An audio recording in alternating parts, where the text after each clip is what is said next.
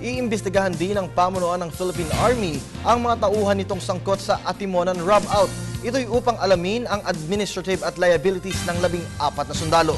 Tiniyak din ng AFP ang pakikipagtulungan ng Justice Department sa pagsasampa ng kaso. May report si Dina Pagibitan.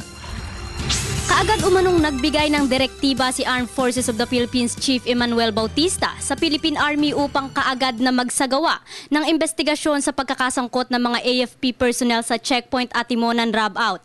Ito ay matapos na ilabas ng Department of Justice ang resulta ng ginawang masusing investigasyon sa nangyari.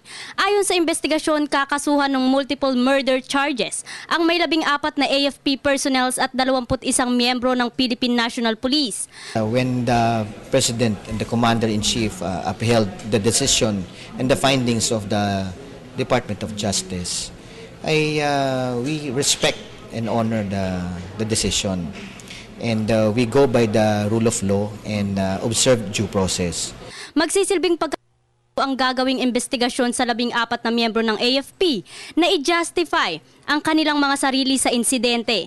Ito raw ang magiging basehan para malaman kung ano nga ang administrative liabilities ng mga ito sa Rob-out. Tiniyak naman ng AFP na patuloy ang kanilang pakikipagtulungan sa DOJ sa investigasyon. Para sa Telebisyon ng Bayan, ako si Dina Pagibitan.